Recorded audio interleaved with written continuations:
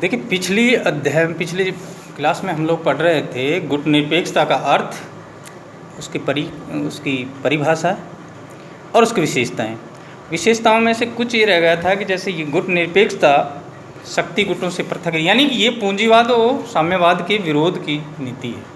ये न पूंजीवाद का समर्थन करती है, संयुक्त राज्य अमेरिका की पूंजीवादी नीति का समर्थन करती है, और न ही सोवियत संघ की साम्यवादी नीति का समर्थन करती है। ये स्वतंत्र विदेश नीति, जितने भी नव स्वतंत्र विकासशील राष्ट्र जो अभी अभी स्वतंत्र हुए हैं, उनको स्वतंत्रता दिलाने में इसका ज़्यादा विश्वास है। ये साम्राज्यवाद, उपनिवेशवाद और शोषण रहित आधिपत्य विरोध नीति, यानी कि जो भी देश साम्राज्यवाद की नीति का, उपनिवेशवाद का समर्थन करता है या शोषण रहित देश है, उस देश की किसी नीति का ये विरोध करती है। ये शांति की नीति है। गुट निरपेक्षता में सहयोग और सामंजस्य की नीति है, यानी गुट निरपेक्ष सदस्य राष्ट्र जो 1 से 6 सितंबर बेलग्रेड की राजधानी, यूगोस्लाविया की राजधानी बेलग्रेड में जो भारत के प्रधानमंत्री पंडित जवाहरलाल नेहरू, मिस्र के राष्ट्रपति नासिर और यूगोस्लाविया के मार्शल टीटो, इन 3 बड़े नेताओं के सहयोग से इस निर्गुट संगठन की स्थापना की गई थी। तो यानी कि ये स्वतंत्र विदेश नीति है, ये शक्ति गुटों से पृथक रहने की नीति है, यह है गुट निरपेक्षता, एक पुकार है, एक आह्वान है। बिल्कुल, यानी गुट निरपेक्षता जितने जो नव स्वतंत्र विकासशील राष्ट्र जो अभी अभी स्वतंत्र हैं, उनके लिए एक संदेश था कि हमें अपनी स्वतंत्र विदेश नीति का, हमें साम्राज्यवाद, पूंजीवाद की किसी भी नीति का समर्थन नहीं करना है। ये बाकी जो राष्ट्र हैं, देखिए गुट निरपेक्षता के सहयोग से ही आगे जाके 1994 में नामीबिया स्वतंत्र हुआ, रोडेशिया, दक्षिण अफ्रीका के बहुत से राष्ट्र ऐसे हैं जो इनके सहयोग से आगे जाकर संयुक्त राष्ट्र महासभा के मंच के माध्यम से इन्होंने उन देशों की स्वतंत्रता की कल्पना की, मुद्दा उठाया और वो देश स्वतंत्र हुए।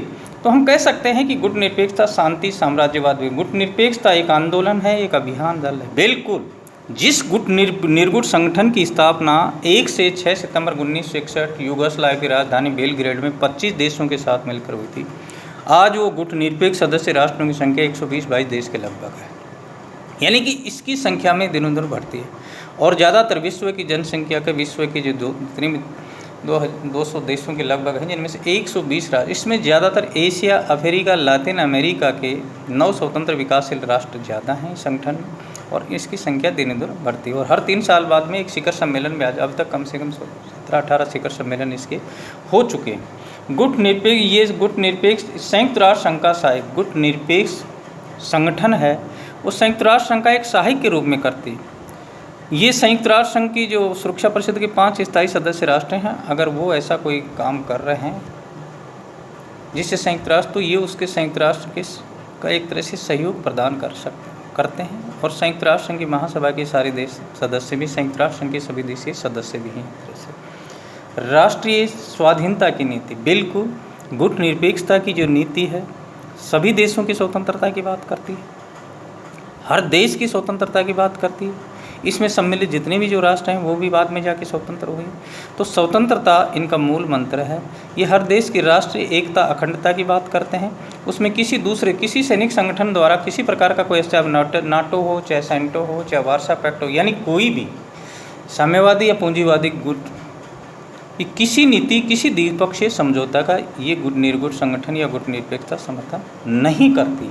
शीत युद्ध का विरोध, जो शीत युद्ध 1945 से लेकर और 1989 तक सोवियत संघ और संयुक्त राज्य अमेरिका के बीच में चला, तनावपूर्ण स्थिति रही 2 महाशक्तियों, यह हमेशा भयभीत रही और इन्होंने हमेशा इस चीज़ का विरोध किया है कि अंतर्राष्ट्रीय विश्व में इन महाशक्तियों के बीच में किसी प्रकार की तनावपूर्ण स्थिति नहीं होनी चाहिए। अगर तीसरा विश्व युद्ध होता है, जैसे U2 विमान कांड और क्यूबा संकट जैसे बहुत से मामले हैं जिनमें इन राष्ट्रों ने एक तरह से विरोध किया है कि नहीं, शीत युद्ध, तनावपूर्ण अंतर्राष्ट्रीय राज्य। देखिए, इनकी एक समस्या है कि गुटनिरपेक्ष सदस्य राष्ट्र हैं, वो नव स्वतंत्र विकासशील राष्ट्र हैं, वो अपना विकास करना चाहते हैं, इसलिए इनकी हमेशा से है कि वो स्वतंत्रता का समर्थन करते हैं।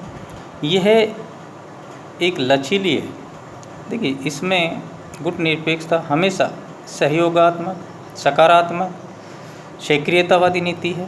इसमें किसी प्रकार की कोई, ये स्वतंत्रता की नीति है, ये सक्रियता की नीति है, ये सही गलत के आधार पर निर्णय करने वाली नीति है, यानी कि ये उस चीज़ का समर्थन करती है जो सही हो।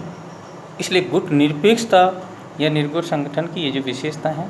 अब इनको जो गुट निरपेक्षता को प्रोत्साहन करने वाले जो कारक हैं, भाई गुट निरपेक्षता की स्थापना क्यों हुई, जिसमें सबसे महत्वपूर्ण जो काम है वो शीत युद्ध ने किया कि अगर शीत युद्ध की परिस्थिति नहीं होती, द्वितीय विश्व युद्ध के बाद में 1945 से लेकर 1989 तक, 1945 के बाद में स्थिति बनना शुरू हो गई थी, जिसमें इंग्लैंड के प्रधानमंत्री चर्चिल, अमेरिका राष्ट्रपति ट्रूमैन, आइजनहावर ऐसे राष्ट्रपति ने, यानी कि एक तरह से विश्व में साम्यवादी और पूंजीवादी गुट में विश्व बंट चुका था। कुछ अमेरिका के समर्थन देश से, जैसे इंग्लैंड, फ्रांस, अमेरिका की नीतियों का, नाटो, सेंटो जैसी संधियों का समर्थन, सैनिक संगठनों का समर्थन करते थे। तो सोवियत संघ का समर्थन 1 सितंबर 1949 के बाद में साम्यवादी चीन में साम्यवादी शासन की स्थापना कर दी। तो अंतर्राष्ट्रीय विश्व 2 गुटों में बन गए।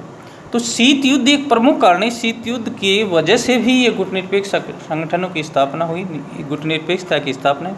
और देखिए, इसमें सबसे महत्वपूर्ण योगदान 1 से 6 सितंबर युगोस्लाविया की राजधानी बेलग्रेड, भारत के प्रधानमंत्री पंडित जवाहरलाल नेहरू, मिस्र के राष्ट्रपति नासिर और युगोस्लाविया के मार्शल टिटो, इन 3 बड़े नेताओं द्वारा इस गुटनिरपेक्षता की स्थापना की गई थी। तो शीत युद्ध एक सबसे महत्वपूर्ण कारण है इस गुटनिरपेक्ष सदस्य राष्ट्रों को। इसके बाद में मनोवैज्ञानिक व्यवस्था। देखिए, ये जितने भी जो गुटनिरपेक्ष सदस्य राष्ट्र हैं, इनकी एक मजबूरी है कि ये न पूंजीवाद का समर्थन करना चाह रहे हैं और न साम्यवाद का समर्थन करना चाह रहे हैं। नहीं ये अमेरिका की पूंजीवादी नीति का समर्थन करते हैं, नहीं सोवियत संघ की साम्यवादी। तो इनकी एक मनोवैज्ञानिक व्यवस्था ये थी, हम किसी भी गुट का समर्थन नहीं करें। अगर हम अमेरिका का समर्थन करेंगे तो सोवियत संघ हमसे भी नाराज हो जाए, अगर सोवियत संघ की नीति का समर्थन करेंगे तो अमेरिका। तो इनकी एक मनोवैज्ञानिक व्यवस्था थी कि हम बहुत साल तक स्वतंत्र रहें, हम उपनिवेशवाद के अधीन रहें, इसलिए हम एक नव स्वतंत्र विकसित राष्ट्र के रूप में ही अपना विकास करें। तो ये एक इनकी मनोवैज्ञानिक। और दूसरा, ये किसी भी सैनिक गुट का नहीं ये नाटो संधि का समर्थन करते थे, न सेंटो संधि का समर्थन करते थे, और न ही वार्सा पैक्ट समर्थन करते थे। 14 मई 1955 को जो वार्सा पैक्ट सोवियत संघ के द्वारा किया गया था, उसका भी समर्थन नहीं करते थे। और जून 1948 में जो अमेरिका द्वारा नाटो संधि का समर्थन ये लोगों ने किया। 8 सितंबर 1900 शीटो संधि का इन्होंने समर्थन नहीं किया। तो इनकी एक मनोवैज्ञानिक व्यवस्था थी कि ये थी गुटनिरपेक्षता की विशेषता है, उसका अर्थ और परिभाषा शेष भाग का।